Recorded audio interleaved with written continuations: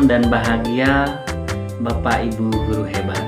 Perkenalkan, saya Bapak Daniel, CGP Angkatan 11 dari SMK Negeri 4 SPP SMA Kota Singkawang. Berikut ini adalah tayangan video wawancara saya kepada dua kepala sekolah, yaitu Kepala SMK Negeri 4 SPP SMA Singkawang tempat saya bertugas, dan Kepala Sekolah SMA Negeri 7 Singkawang. Saya melakukan wawancara ini untuk memenuhi tugas modul 3.1 pengambilan keputusan berbasis nilai-nilai kebajikan seorang pemimpin. Selamat menyaksikan. Ada hal yang bisa saya bantu nanti? Katanya ada yang ketemu saya. Ya Bu, terima kasih Bu ya sudah meluangkan waktunya. Jadi pada hari ini Bu, saya mau mewawancarai Ibu sebagai kepala sekolah saya terkait kepemimpinan, pengambilan keputusan yang sering Ibu lakukan selaku pemimpin Bu ya. Iya. Minta waktunya sebentar Bu ya. Ini tugas dalam hidup mendatangnya ya? Iya Bu. Angkatan 11. Angkatan 11. Oh ya, baik Pak. Silakan Pak. Ya, boleh kita mulai Bu ya. Bisa, silakan. Selama ini bagaimana Ibu dapat mengidentifikasi kasus-kasus yang merupakan dilematika? Baik. Kasus dilematika ini kan ya terkait tentang etika ya. Tentang etika. Jadi kasus yang terkait dilematika itu biasanya ada dua hal yang bertentangan, tapi dua-duanya itu merupakan satu hal yang tidak ada unsur hukum pidananya. Jadi masih terkait pada etika, gitu kan? Umpamanya ada dua keputusan nih, A dan B. Jadi kalau saya mengambil A, itu saya tidak ada sanksi pidana. Kalau saya mengambil B, juga tidak ada sanksi pidana.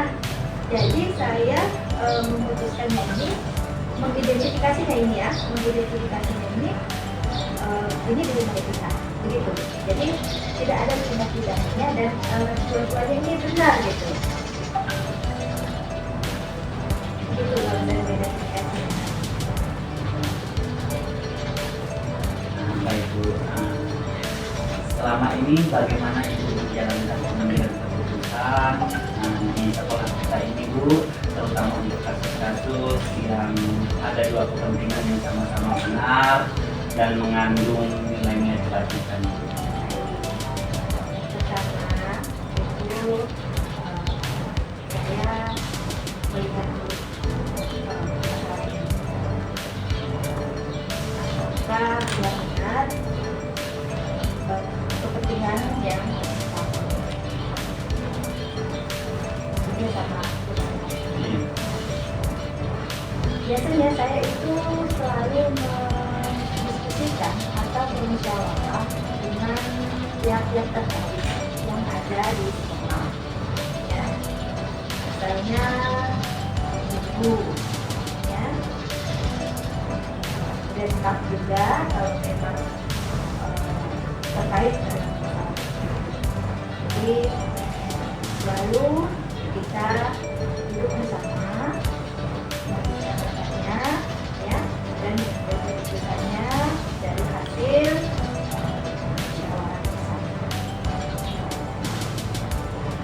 Memang sangat perlu ya bahwa ketika ada sebuah problem ya, kita itu tidak menyelesaikannya sendiri, tetapi berkolaborasi dengan rekan-rekan yang ada. Iya benar, karena ini kan menyangkut juga satu keputusan dari luar sekolah. Jadi perlu juga kita meminta pendapat dari rekan-rekan terkait, kemudian hasil apa yang diperoleh juga mereka juga tahu, sehingga kita mempunyai satu persepsi, satu keputusan yang disetujui bersama, ya, untuk kepentingan tadi.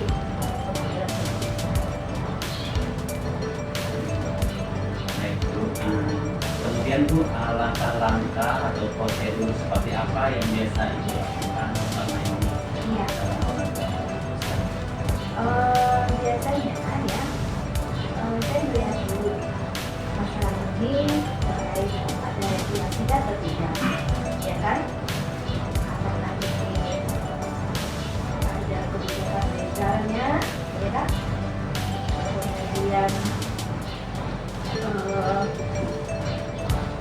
bagaimana kalau seumpamanya masalah ini di media sosial, apakah berdampak buruk atau berdampak baik? Ya tentunya kita maunya yang berdampak baik ya. Jadi kalau dipublikasikan ini ya aman gitu ya. Jadi, kemudian apa ya, bisa jadi panutan. Nah, bisa jadi panutan. Pertama untuk di dunia pendidikan itu keputusan yang diambil itu dapat mendukung dari prestasi siswa dan dapat menjadi suatu panutan, oh keputusan ini baik gitu. Jadi panutan mereka untuk mengembangkan diri dan mendukung prestasi mereka kayak gitu. Jadi langkah-langkahnya itu strategi, regulasi, hal ya.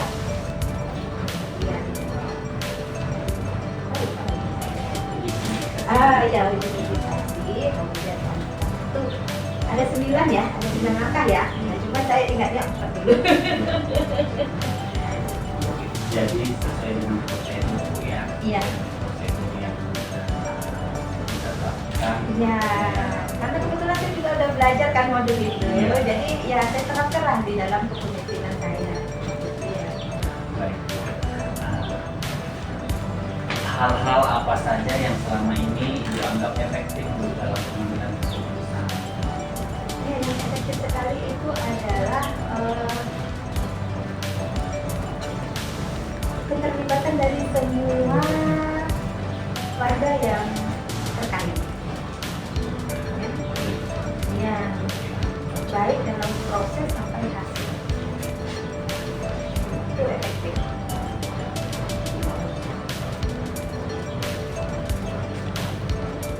Jadi dari proses sebelum pengambilan keputusan sampai hasil yang diperoleh itu melibatkan pihak-pihak yang terkait atau yang berkepentingan, khususnya itu warga sekolah ya, baik itu guru, siswa juga bisa ya. Dan kalau memang memerlukan komite atau orang tua siswa juga bisa kita lihat.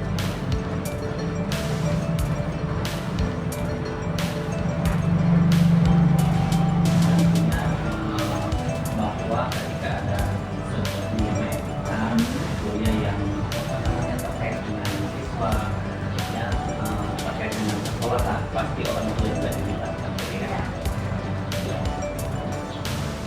Baik Bu, selanjutnya hal-hal apa saja yang selama ini merupakan tantangan Ibu dalam mengambil sebuah keputusan?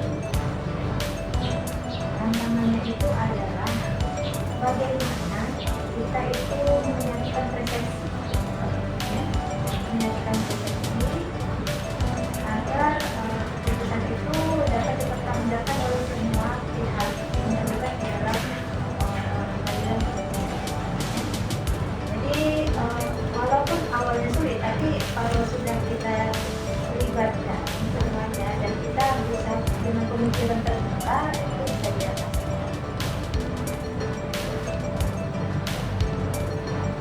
Mulanya memang agak sulit gitu, selalu ada pertentangan, tetapi dengan kita pemikiran terbuka selama ini itu bisa diatasi. Jadi intinya bahwa kita itu harus menyatukan persepsi dulu Iya. ya, semua orang yang terlibat Iya, gitu ya. iya. Kemudian kita berbicara secara terbuka. Menerima pendapat juga secara terbuka gitu ya, sehingga semua yang terlibat itu merasa dihargai gitu, dihargai gitu. Jadi kita dengar semua pendapat dan masukan dari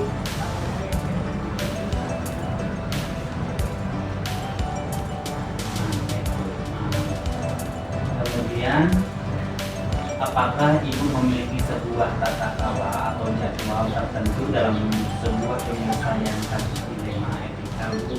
Apakah ibu langsung menyelesaikan di tempat atau ibu jadwalkan nih untuk menyelesaikannya? Itu tergantung dari kasus. Ya. Kalau kasusnya perlu cepat, kita selesaikan sesuai dengan kebutuhan. Ya. Tapi kalau kasusnya memerlukan waktu, ya, umpamanya melibatkan dari kemampuan siswa, contohnya siswa itu mau naik kelas, jadi banyak tugas yang belum tuntas. Nah, kita beri waktu dulu. Jadi kalau kita tanya kapan nih bisa menuntaskan tentang orang tuanya ya, nah mamanya dia bilang oh 2 minggu Bu tuntas. Nah itu kita beri waktu dulu. Tapi kalau mamanya ada masalah yang urgent, yang cepat diperlukan, ya mamanya seperti anak gitu ya, pelatihan cepat gitu kan.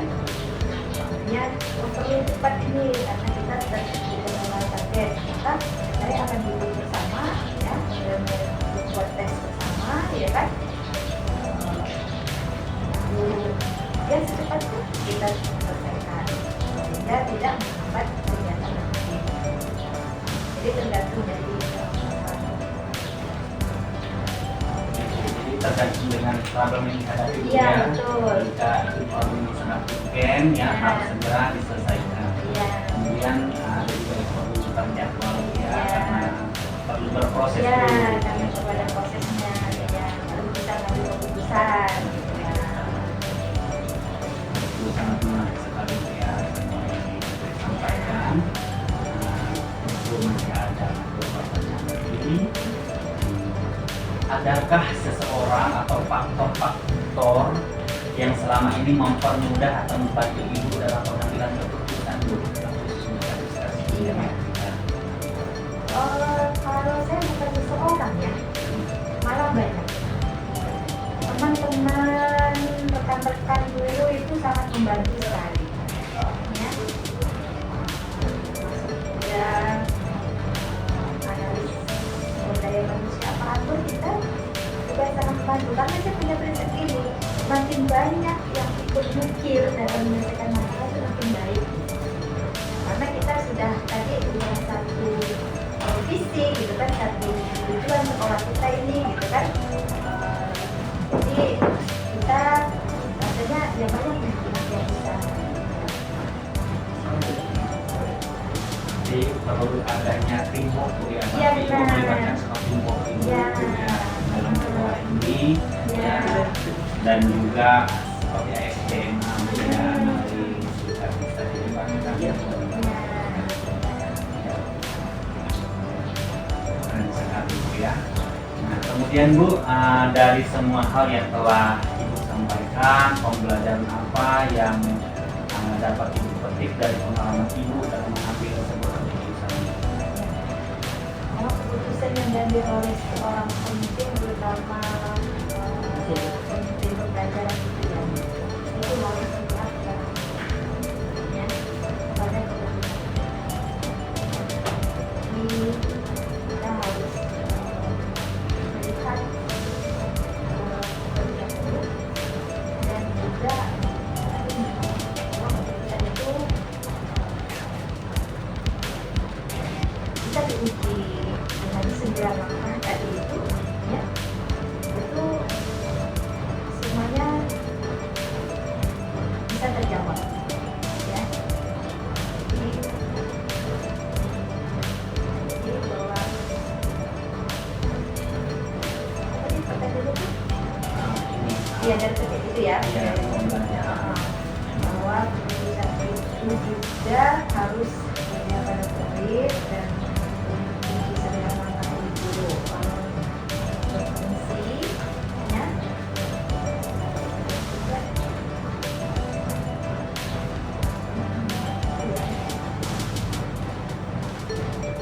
harus konsisten.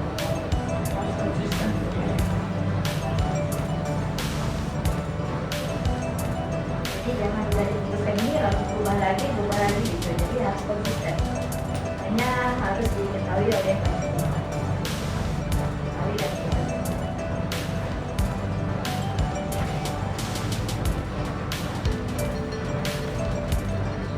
Berarti kita sebagai seorang pemimpin itu ya harus berpihak pada murid ya tentang kepemimpinan sekolah ya. Kemudian kita juga harus mengambil keputusan sesuai dengan undang langkah ya, termasuk di dalamnya itu regulasi, legal, kemudian ya dan sebagainya. Kemudian harus konsisten, tidak bimbang Iya, ya, konsisten. tidak bimbang. Kadang memang ada pihak-pihak lain yang punya kepentingan tetap kadang apa ya masih mempengaruhi gitu. Mempengaruhi. Ya, tapi karena keputusan itu sudah merupakan keputusan bersama ya, jadi kita jadi konsisten. Jadi di situ kekuatannya kalau kita mengambil keputusan tidak sendiri gitu, kita melibatkan pihak-pihak yang sama untuk staff lagi. Baik Bu ya, terima kasih Bu ya untuk setiap jawaban yang telah Ibu berikan atas pertanyaan saya, dan saya sangat bersyukur Bu ya setiap jawaban yang Ibu berikan kepada saya itu menguatkan saya Bu ya, menguatkan saya dan saya mau belajar seperti Ibu jadi seorang pemimpin yang hebat, mengandalkan berkolaborasi dengan rekan-rekan yang lain ya, kemudian konsisten ya, konsisten dalam beraktivitas. Mudah-mudahan Pak Daniel sukses ya jadi guru penggerak. Baik Bu, terima kasih banyak Bu ya. Sama. Selamat pagi Bu. Selamat pagi, sukses selalu. Oke. Ya, perkenalkan Pak, saya Bapak Daniel, ACGP Angkatan 11 Kota Singkawang. Saat ini saya senang sekali Pak ya dapat bertemu dengan Bapak. Bapak adalah Kepala Sekolah SMA Negeri 7 Singkawang Pak ya. Mohon waktunya sebentar Pak ya, saya mau memberikan beberapa pertanyaan kepada Bapak terkait kepemimpinan yang telah Bapak laksanakan selama ini, karena ini juga terkait dengan tugas kami sebagai CGP untuk mewawancarai kepala sekolah. Boleh kita mulai Pak ya? Ya. Baik Pak, selama ini bagaimana Anda mengidentifikasi kasus-kasus yang merupakan dilema etika atau bujukan moral Pak? Yang pertama kita harus melakukan analisis dulu permasalahan yang berkaitan dengan Bapak sebut tadi kasus dilema etika. Dalam penelitian itu kan biasanya ada istilah STAR. Salah satunya STAR itu adalah S-nya itu merupakan ini ya apa namanya paparan yang berkaitan dengan apa yang menjadi latar belakang dari dilema yang menyebabkan kasus-kasus yang berhubungan dengan etika tadi. Nah, dengan kita memahami latar belakang, dengan memahami hal-hal yang mendasari yang memunculkan situasi, sehingga kita bisa menentukan mana yang kita katakan sebagai sesuatu yang dikatakan dilema etika, dan kita akan mencari solusi-solusinya bersama di sana. Dan disitulah kita temukan jalan keluar terhadap hal-hal yang berkaitan dengan kasus dilema etika itu tadi. Jadi tanpa adanya kita memahami situasi, kita tidak akan tahu permasalahan itu letaknya di mana. Gitu. Jadi setelah sekarang dinamakan dengan background atau latar belakang. Jadi itu salah satu hal yang saya lakukan sebelum saya membuat sebuah keputusan dan menentukan apa yang harus saya lakukan sebagai solusi dari masalah dilema etika tadi. Mulai dari memahami situasi. Dalam istilah itu namanya STAR. STAR itu bukan situasi ya. Baik Pak, selama ini bagaimana Anda menjalankan pengambilan keputusan di sekolah yang Bapak pimpin, terutama untuk kasus-kasus yang sama-sama benar begitu Pak? Saya melihat kecenderungan dari permasalahan itu sendiri. Benar itu kan relatif, artinya setiap orang punya persepsi yang sama tentang istilah kebenaran. Tapi kebenaran umumlah yang kita akan ambil. Jadi artinya dengan memahami esensi permasalahan, dengan melihat berbagai hal-hal yang berkaitan dengan kebenaran tadi, kita akan bisa menilai mana yang benar-benar merupakan kebenaran atau mana yang benar berdasar karena ingin dibenarkan. Jadi artinya kita harus menggali sepenuhnya hal-hal mendasari mengapa itu dikatakan sebagai sesuatu yang betul. Misalnya ada kasus di sana. Kasus itu menyangkut masalah satu kebijakan membenarkan, satu situasi membenarkan. Nah, berarti kalau bicara tentang satu, bahwa segala sesuatu dibenarkan oleh karena mungkin aturan, tapi situasi juga membenarkan itu sebagai hal yang harus dilakukan. Berarti kita melihat mana itu sebagai hal yang bisa dikatakan sebagai pembenaran yang memberikan dampak baik. Mungkin sebagai aturan dia benar, tapi dampaknya terhadap sekitar atau pengaruhnya terhadap hal-hal sekitarnya itu ternyata tidak benar. Berarti kita tak bisa mengatakan itu sebagai sesuatu kebenaran sejati. Tapi sebaliknya, kalau situasi itu ternyata memang harus kita laksanakan sebagai hal untuk bisa membenarkan sebuah perbuatan, berarti kita kecenderungannya bisa menganggap itu sebagai sesuatu yang juga bisa dikatakan benar. Misal ada anak yang berkelahi di sekolah, kemudian di satu sisi anak ini berkelahi ternyata adalah karena dia ada korban dibully dan dia membalas. Satu sisi memang sebenarnya perbuatannya tidak benar karena dia melakukan sesuatu kekerasan, tapi sisi lain kan dia ada korban dari bully. Nah, berarti disitulah kita melihat bahwa sisi kebenaran dilakukan oleh anak ini adalah pembelaan diri. Memang dia aturan dia salah, tapi pada prinsipnya kalau dia tidak melakukan tindakan pembelaan diri, dia akan menjadi korban yang malah berdampak kepada yang lainnya. Artinya akan terus-menerus terjadi korban pembulian yang berikutnya, yang apabila tidak ada tindakan pembalasan tentu akan menimbulkan sesuatu yang dinamakan dengan kasus yang yang kita sebut dengan istilah sekarang itu fenomena gunung es. Di atas itu sedikit tapi di bawah banyak. Nah, jadi itulah artinya bahwa untuk sebuah hal yang berkaitan dengan kebenaran, untuk dua kasus kita harus menyelidikinya dari berbagai sisi dengan menggali keadaan situasi yang mendukung dari kebenaran itu sendiri. Nah, jadi begitu ya. Mantap sekali Pak ya, Bapak bisa mengambil sebuah keputusan yang benar, padahal sebenarnya pada situ sama-sama benar Pak ya. Baik Pak, ini langkah-langkah atau prosedur seperti apa yang biasa Bapak lakukan selama ini Pak? Ya, yang namanya kasus biasanya muncul karena ada sebab akibat. Jadi yang pertama itu kita melakukan apa yang dinamakan dengan identifikasi dulu. Identifikasi terhadap kasus yang muncul. Kemudian setelah kita menemukan atau melakukan identifikasi, baru kemudian kita melakukan tindakan analisis.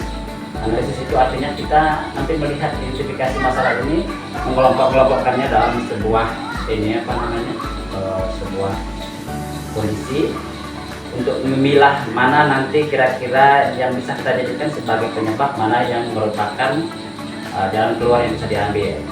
Kemudian setelah melakukan identifikasi, menganalisis, kemudian dinamakan dengan memutuskan atau membuat keputusan. Keputusan ini terkait dengan kemungkinan apa yang harus kita ambil terhadap kasus yang muncul. Nah, setelah membuat keputusan ini tadi, baru kita menerapkannya. Menerapkannya artinya melaksanakan itu sebagai bagian dari pengambilan keputusan akhir. Yang selanjutnya adalah kita melakukan evaluasi terhadap keputusan kita. Setelah dilaksanakan apakah berjalan atau tidak. Nah, itu evaluasi itu bagian dari refleksi juga kan. Iya. Nah, setelah kita evaluasi ternyata berjalan dengan baik, berarti apa yang kita lakukan terus kita lanjutkan. Kalau tidak baik, berarti kita kaji ulang kembali dan kita lakukan apa yang dinamakan dengan revitalisasi atau pengkajian ulang terhadap keputusan yang sebelumnya terlaksanakan namun tidak berhasil. Nah, itu bagian dari cara-cara atau langkah-langkah kita ambil untuk menangani hal-hal yang berkaitan dengan kasus atau masalah yang ingin terjadi secara di lingkungan sekolah ataupun dimanapun kita berada, agar konsep atau step-step yang kita laksanakan terkait dengan masalah itu betul-betul bisa bisa mendukung kita untuk mencapai hasil akhir yang sama-sama membawa dampak positif dari kedua belah pihak. Ya, baik, Pak. Selanjutnya Pak, ini hal-hal apa saja yang selama ini Bapak anggap efektif dalam pengambilan keputusan? Ya, kalau saya melihat bahwa keputusan ini adalah sesuatu yang berkaitan dengan pengaruh atau dampaknya terhadap kedua belah pihak. Jadi perlu ada yang dinamakan dengan kerjasama atau kolaborasi. Kerjasama kolaborasi ini dalam arti membicarakan secara bersama-sama apa solusi terbaik terhadap masalah yang terjadi bila itu menyangkut kepentingan bersama. Kalau di sekolah, contoh misalnya ada anak yang berkasus, berarti anak berkasus ini tidak harus kita hanya sendiri sebagai kepala sekolah yang menyelesaikannya. Libatkan semua pihak, guru itu bisa guru piket, bisa guru mata pelajaran, wali kelas, nah kemudian masyarakat, itu orang tua. Nah dengan pelibatan mereka ini, kita harapkan nanti kita bersama-sama bisa menemukan jalan keluar untuk bisa masalah anak itu sendiri. Nah bila ternyata terjadi antara kedua belah pihak, bisa guru dengan guru, maka mereka berdua ini kita libatkan juga.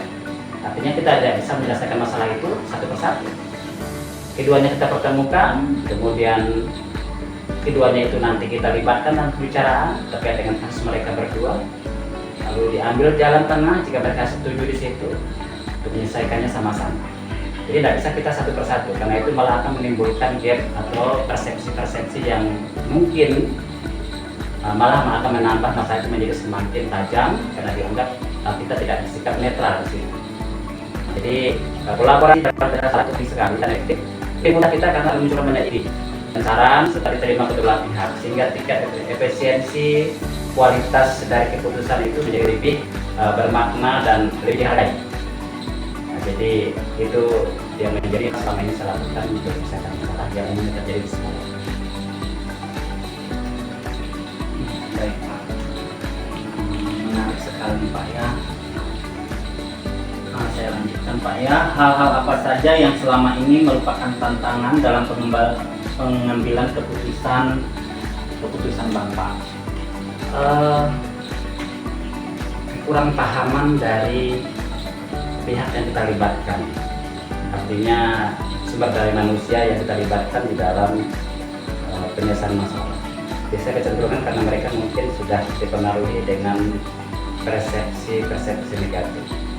Jadi mereka awal saja sudah memberikan perlawanan dengan tidak mau membuka diri untuk menerima saran masukan.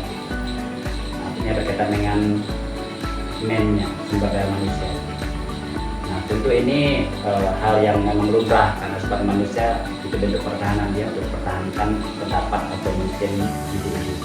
Tapi dengan strategi kita memanusiakan dia dengan cara kita lebih bersikap humanis, merah, peduli, memberikan masukan-masukan atau mungkin kata-kata yang lebih menyenangkan atau memberikan pengertian ke dia, cenderung biasanya seperti itu akan meluruh dan membuka diri, sehingga itu tadi resistensi dia terhadap ide-ide kita itu menjadi lebih terbuka, sehingga menerima dan mau untuk bersama-sama mendiskusikan hal-hal yang terkait dengan masalah yang ada hubungannya dengan dia. Nah, jadi itu biasanya menjadi kendala. Kalau yang lain saya pikir selama ini saya perhatikan dia juga terlalu berpengaruh. Lebih banyak memang kepada orang yang terlibat di situ. Artinya sudah menutup diri terlebih dahulu, resistensi lah yang tidak mau ada perubahan. Tapi dengan bangun komunikasi yang baik itu bisa membuat mereka menjadi lebih terbuka dan mau untuk berkomunikasi menyelesaikan masalah. Begitu.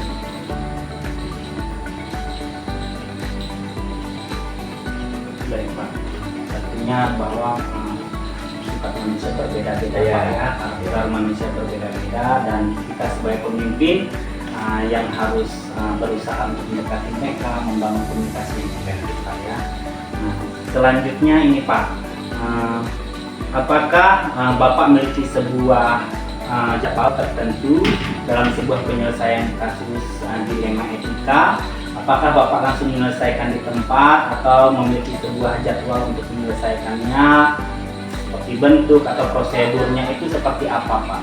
Ya, tergantung masalah yang dilema etika yang dihadapi. Melihat dari urgensitas dulu.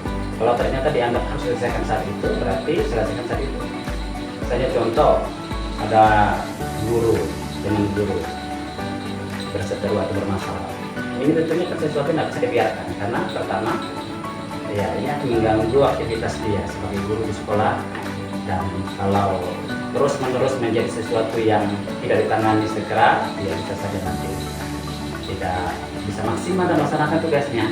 Nah, maka yang seperti ini memang kita harus segera ambil keputusan, ambil tindakan, dan diselesaikan. Jadi yang pertama itu faktor urgensitasnya itu. Untuk melihat penanganan itu apakah harus segera atau bisa ditunda. Nah, kemudian kalau yang berkaitan dengan terjadwal, berarti itu adalah untuk beberapa dari dilema etika yang kita katakan masih bisa untuk kita tolerir waktunya, karena mungkin dampaknya tidak terlalu terlihat dalam aktivitas guru. Contoh misalnya guru sewaktu-waktu sering tidak masuk, atau mungkin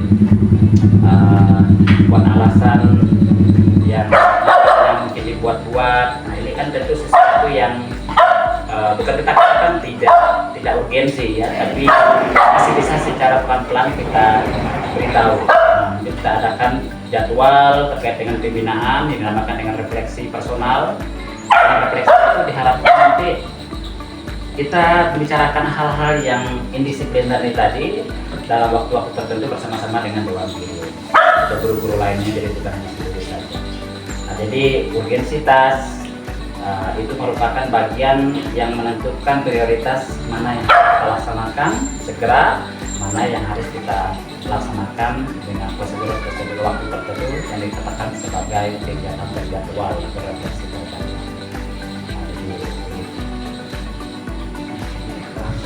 Jadi tergantung dari masalahnya, Pak ya. Jadi ada yang harus segera diselesaikan saat itu juga, kemudian ada yang bisa ditunda dulu, bisa dijadwalkan begitu ya. Baik, adakah seorang atau faktor-faktor yang selama ini mempermudah atau membantu Bapak dalam pengambilan keputusan, Pak? Iya, teamwork. Jadi teamwork itu salah satu dari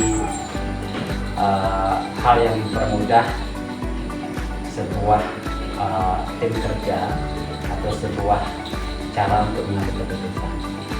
Karena teamwork ini merupakan bagian dari tim yang bisa memberikan masukan-masukan terkait dengan permasalahan yang dihadapi oleh sekolah, tentunya yang berhubungan dengan kehidupan atau atmosfer sekolah itu sendiri. Jadi permasalahan guru yang sifatnya sudah meluas dan berdampak, itu perlu tim di sana untuk bersama-sama membahasnya, maka keputusan yang bisa kita ambil.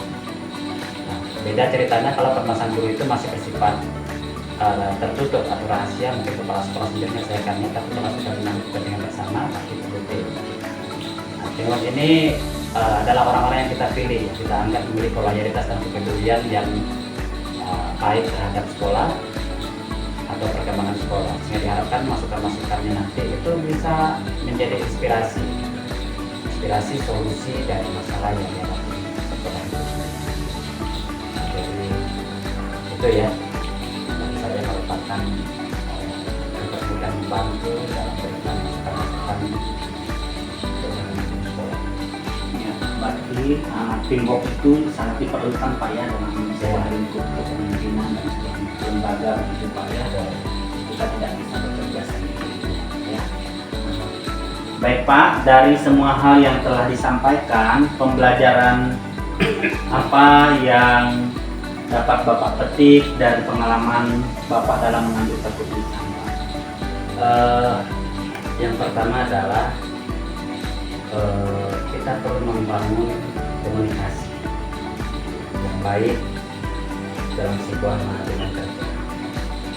Itu yang pertama. Yang kedua,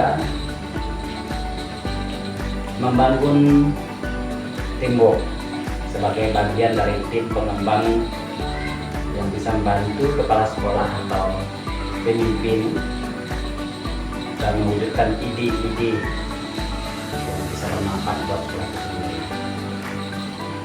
Yang ketiga, biasakan untuk melakukan refleksi bersama untuk bisa melihat apa kelebihan, kekurangan, kelemahan, kekuatan dari tim yang sudah bekerja, dari sistem yang sudah berjalan.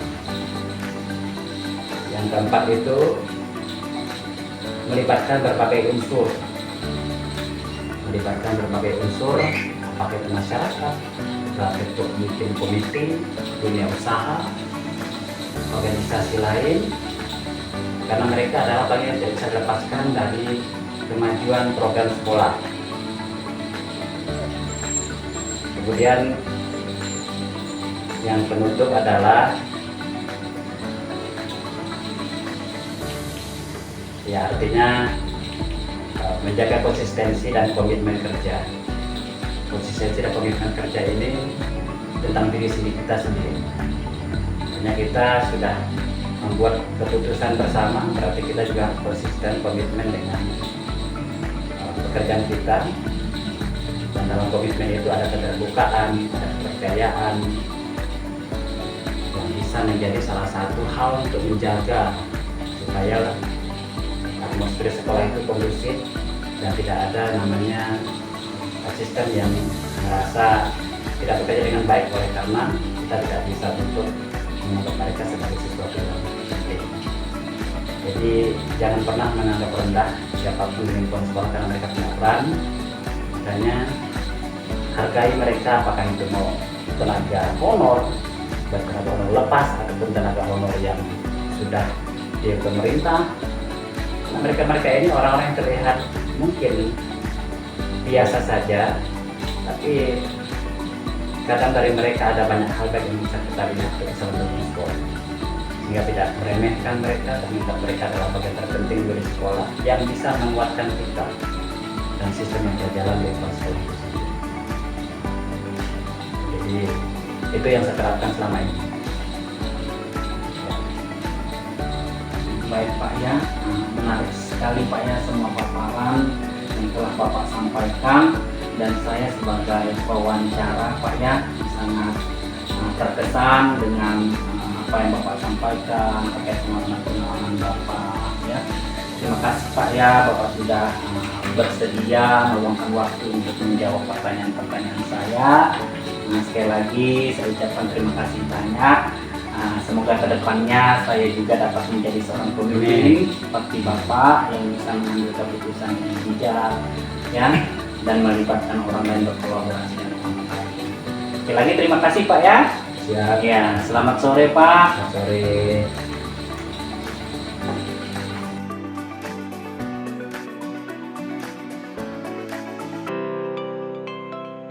Refleksi saya terkait wawancara yang telah saya lakukan terhadap dua kepala sekolah, yakni Kepala SMK Negeri 4 SPP SMA Singkawang, Ibu Erli Puspitasari SP MSA, dan Kepala Sekolah SMA Negeri 7 Singkawang, yaitu Bapak Yusuf SPD MPD.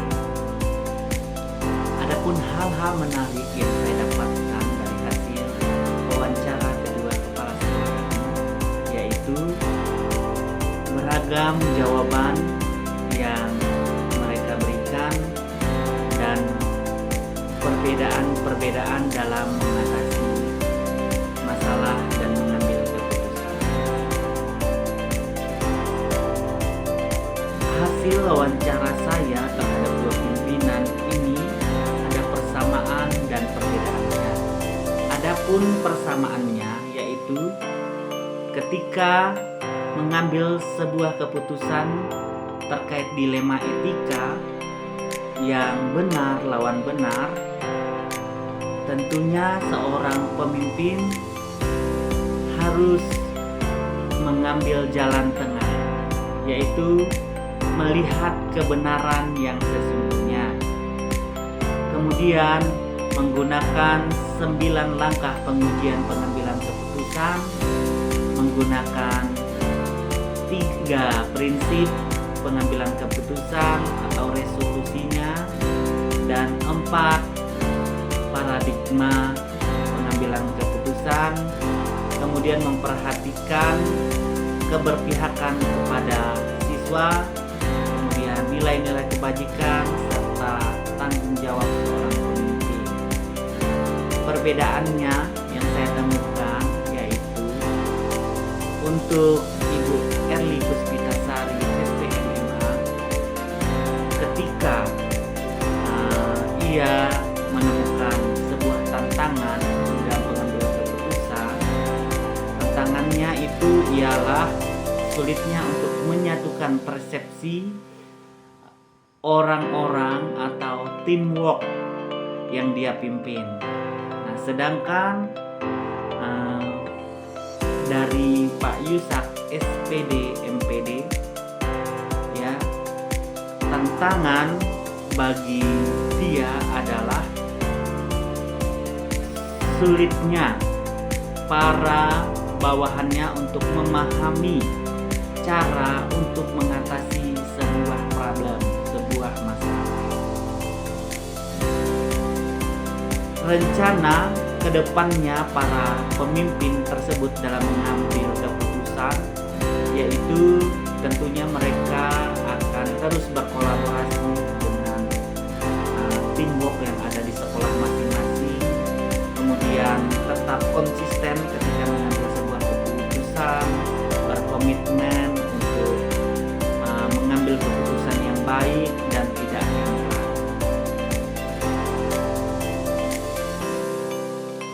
Saya sendiri akan berusaha menerapkan pengambilan keputusan menggunakan 9 langkah pengujian pengambilan keputusan.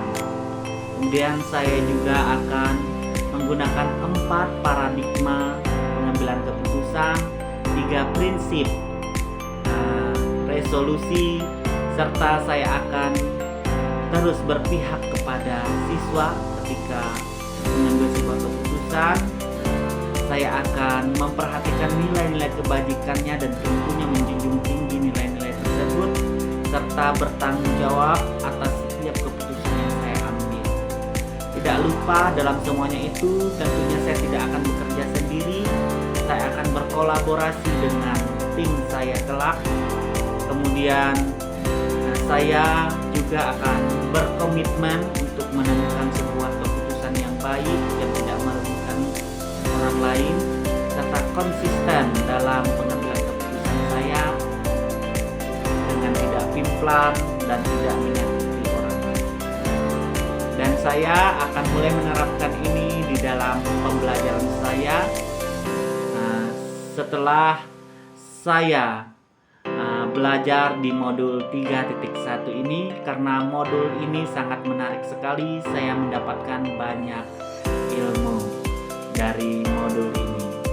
Terima kasih kepada Ibu Fasilitator yang telah mengajar, kepada pengajar praktik yang telah mendampingi, serta instruktur juga yang telah mengajar di dalam elaborasi. Terima kasih semuanya. Salam dan bahagia. Demikianlah video wawancara saya kepada 2 kepala sekolah. Semoga bermanfaat. Terima kasih banyak. Salam dan bahagia. Tergerak, bergerak, menggerakkan.